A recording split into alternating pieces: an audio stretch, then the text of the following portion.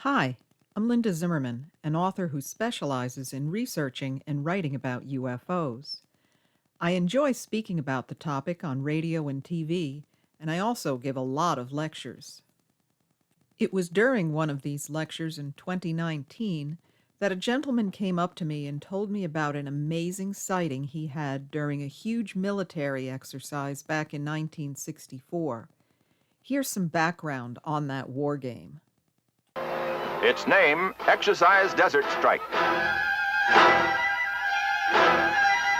This exercise was designed to cover the entire spectrum of warfare, from the employment of conventional weapons through escalation to simulated nuclear conflict.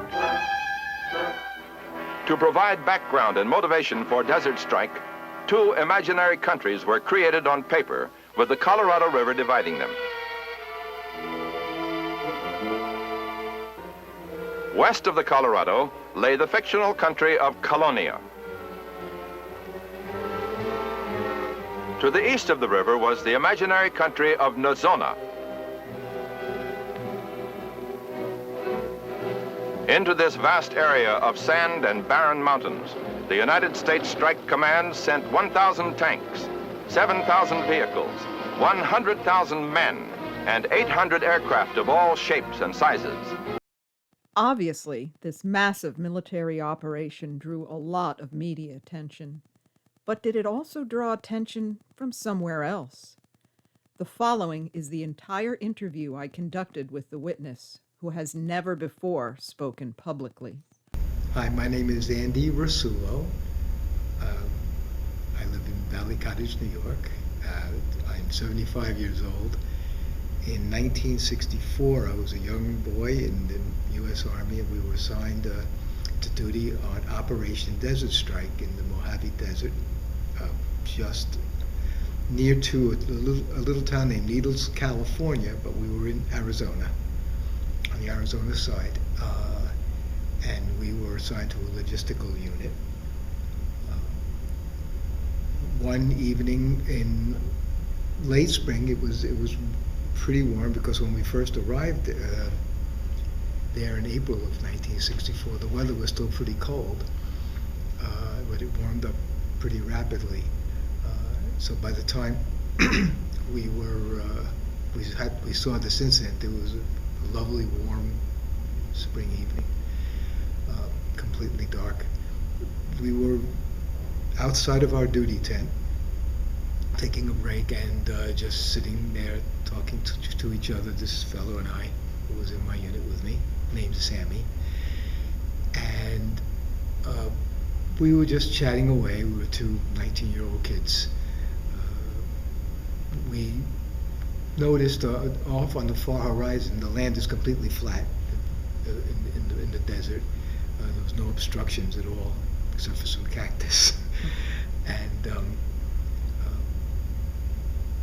we saw some lights appearing off the horizon, far horizon, straight ahead of us.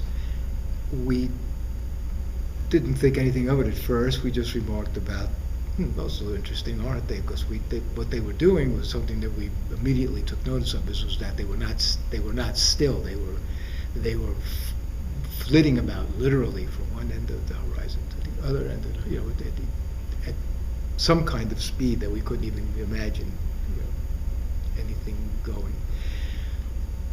They appeared at that distance, a far distance, there appeared to be about, there were several of them. We couldn't tell you how many, really.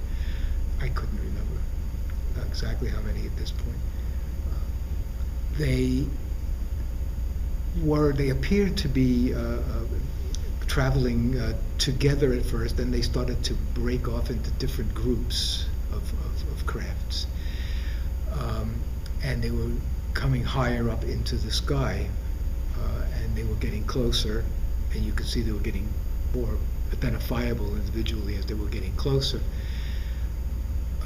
I can't recall exactly at what point one of these UFOs broke away from the rest of the group, and the rest of the group was continuing to move off in different directions.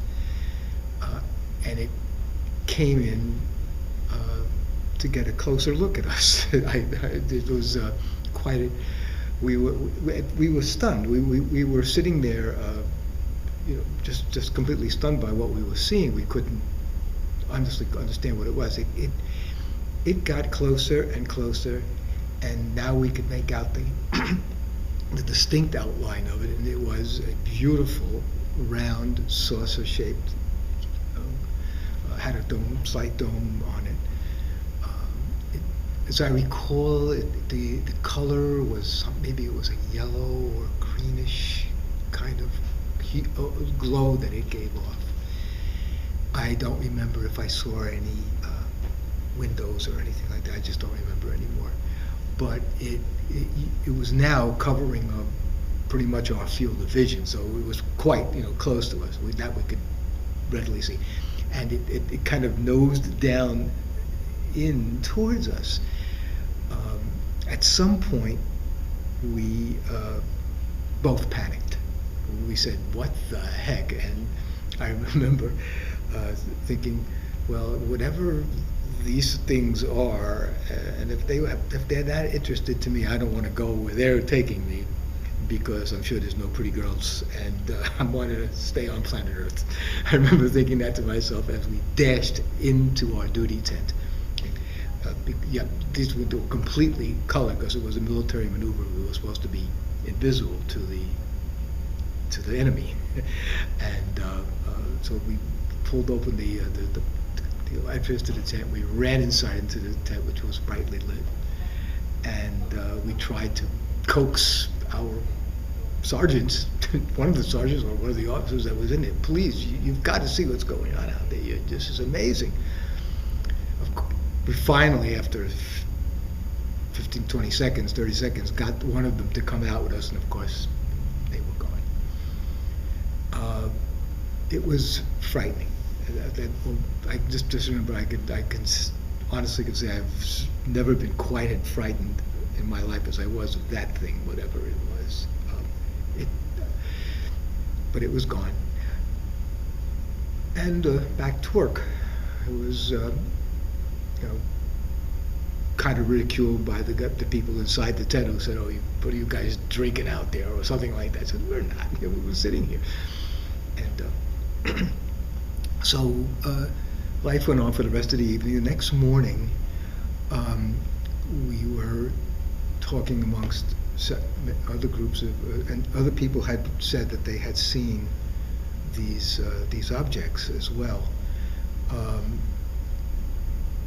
And there was a rumor also that it was circulating during that morning that there had been some kind of encounter, a landing, and that the Air Force had cordoned off the entire area where we were and instituted a radio silence thing, which included, as I recall, our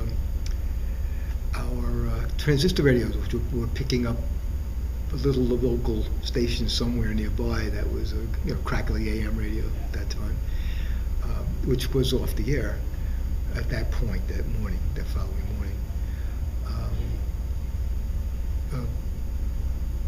The rumors just eventually died down. No one ever, there was never any, nothing we knew of as far as investigations that were taken. No one was asked if they had seen anything, or was it, if we had witnessed anything, and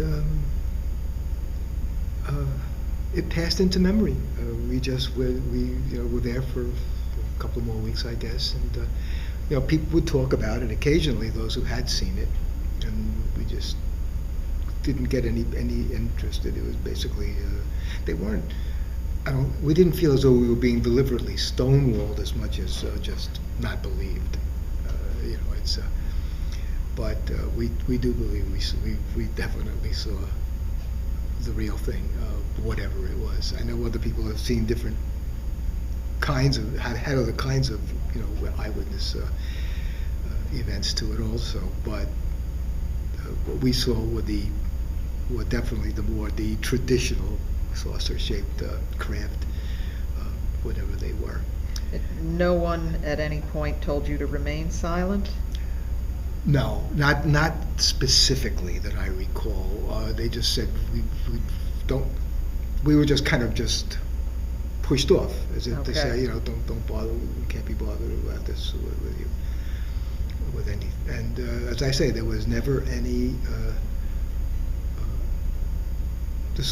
discussion, but there was of the event after it happened, except the and they were rumors, as far as we knew at that point, that there had been some kind of military response to this thing within the operational area, and that the Air Force had cordoned off some area and were investigating. But that was as much as we ever heard or knew. And I never saw any mention of it at any future time. How, regarding, yeah. what diameter would you estimate the craft that came close, and how close are we talking? Yeah, that's the difficulty. It was covering pretty much our entire field of vision that you might see on either side of it. But again, it was coming in towards us. So Tilted down? Tilted down towards us, yeah. It had to be, as big as I never thought about comparing it to anything earthly.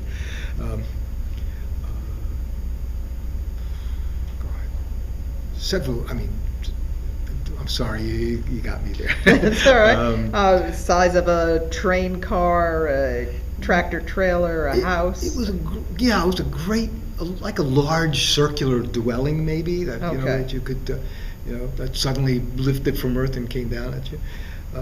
It was frightening, whatever that was. And for years afterwards, I would, talk about it, and, to people that were interested in hearing it, and people would basically laugh. And but then recently we hear that there has the people in Washington have revived their interest in UFOs, and there have been now recent sightings which have been recorded. There is evidence, photographic evidence. I wish there was in 1964. We didn't have. Well, not that you know of. Yeah. So I never pursued it as as an avocation of sorts to see if I could find out more about it. I just thought, well, it's just one of those things that happens to 1 in a million people, and I love to tell the story. But that was about as far as I ever went with it until I saw this little blurb in your not flying about UFOs, and I thought, well, I'm not doing anything tonight. I think I'll just take a walk over there and see what's what. And now What is Linda Zimmermann up to, right? Yeah. Well, I'm so glad you did, because I think this is a very important case. Thank you. If there's anything I can remember, one of my daughters, what I was telling her the other night, because she was very interested in knowing how I made out at that meeting that you held, and she asked me, did they ask if you could be hypnotized? Because sometimes if you're hypnotized, you can have a better, clearer memory of the event. And I said, no, they asked me to be hypnotized. Would you agree to it? I said, I don't know. I really don't know if there's any validity to that anyway. But that's a little funny thing that. Well, at least she believes you. Yes, she believes me. She's a bit of a mystic, so she loves to hear about it. So did it change your life or outlook at anything in any way? I've always, now that I have an interest in science and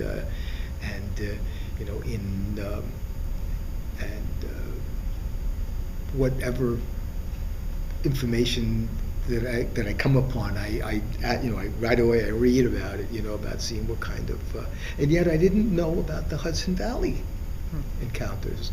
And I've been living here for 40 years. Oh, really? Up here in this, yeah. You weren't aware of And it. I just simply was not aware of it.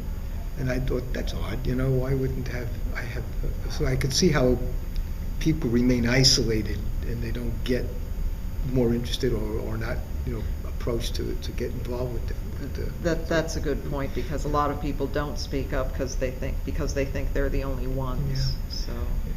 So that's really the long and the short of it. It was the whole Desert Strike thing was like you said, it was an enormous exercise, military exercise, and we were just clerks, low-level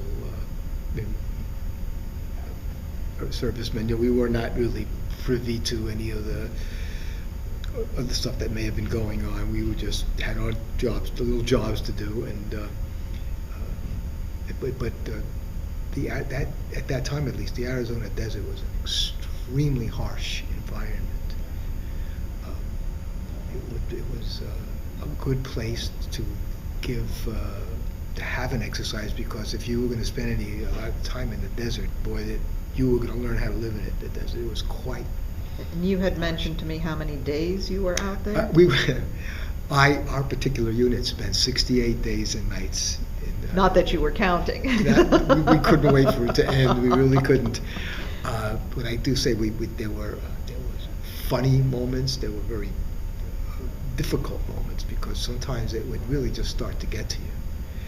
It was sometimes hard to keep your head on straight, because it was such a dreadful.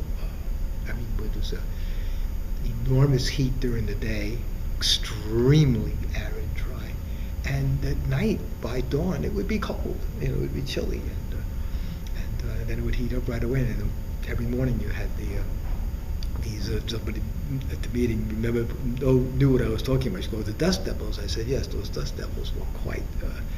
It got to the point. We were so dreadfully bored that we would chase those things and run into them, just to catch up with them and jump inside them.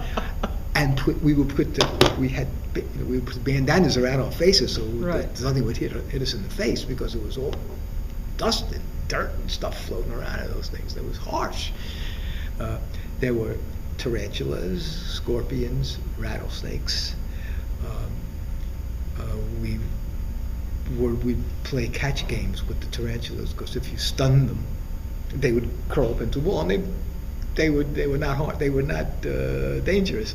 We would play catch with them, stuff like that. This is the kind of thing we did. So you weren't afraid of playing catch with tarantulas, but this UFO. The UFO thing scared the hell out of me. All right. It truly did. I wish I could be more expressive about my feelings about it, but it stayed with me all my life. That I know that we are not alone in the universe. I could whatever. This advanced civilization, I can only imagine that whoever that is real, and if they were really sincerely interested in doing us harm, they certainly could. I suppose we were just, to them, just as though a scientist was turning over a rock and just wanting to see what kind of life lives under it. I can only imagine that their interest was no greater than that. These things may or may not have been inhabited. I've often wondered about that, whether they were just robotic devices that are being controlled from, who knows how far away. But in my, what little bit I know about physics and science, that these things couldn't possibly be earthly. They are simply, they are of another civilization, evidently infinitely more advanced than we are, at least at this point in our human evolution. And who knows if we'll get there in 1,000 years, but excellent. That's I'd love to learn more. Yes, thank you so much. I mean, I really appreciate you went out of your way tonight to come back to film this, and I just think this is very important to document. Thank you. I can only, just in closing, say I did, when the internet was new, late 1990s, I guess it was. I did, we found out that you can, one of my cousins was a military veteran also. He said, they have stuff on the internet about all this. And we did find Operation Desert Strike even back then. And there, I may or may not, but there was a little local newspaper that, as far as I know, did print something about unidentified flying objects spotted during those. I have never been able to verify that, and I can't remember what it was, Needles, California, or Blythe, or 29 Palms, or all those little towns that were not far. Well, from it's something to search. Yeah, it's worth trying to track down. They may or may not have record of that also. It's the only thing I can think of that I could add to it at this point. Certainly, as far as the command of that exercise, there was never any response, public response to it. All we heard were rumors from each other. And that's all there is to it. I'd love to know. I hope that I can learn more. Well, maybe we can track down more. Can't promise answers, but you certainly give us a lot more questions to what was going on then. And once again, Andy, thank you. Couldn't do what I do without people like you coming forward and telling their stories. I just can't believe I'm alone. I mean, with all those tens of thousands of people that were out on that exercise, there's others. There's never been anyone talking about it. There's others out there. Well, maybe we'll get them talking now. Oh, that would be great. I might even remember one or two of them. That would be fun. I would really. That's the way that thing has always been odd to me, that there were so many people and there were so many witnesses, and yet, and I myself am guilty of that. I never spoke up to any authority about it. Yeah, it does enhance your career by talking they weren't about interested, right? Especially in 1964. It was quite a year. Thank you for having me, Linda. I do appreciate the opportunity to have this spoken to you. Thank you. Thank you.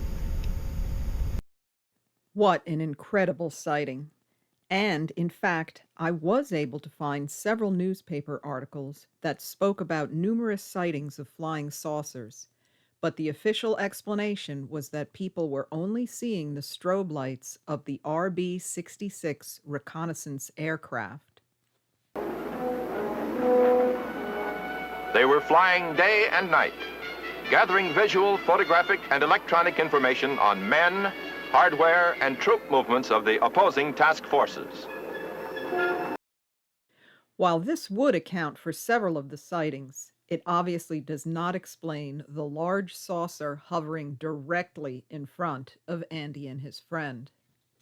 And speaking of Andy's friend, I did some digging and unfortunately found that Sammy had passed away.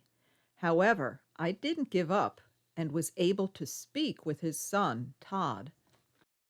I simply asked Todd if his father had ever witnessed anything unusual in the Army, and without hesitation, he said that Sammy had told him about the intense encounter with a flying saucer during Desert Strike. Todd also said that Sammy was told to keep his mouth shut and hadn't even told his wife.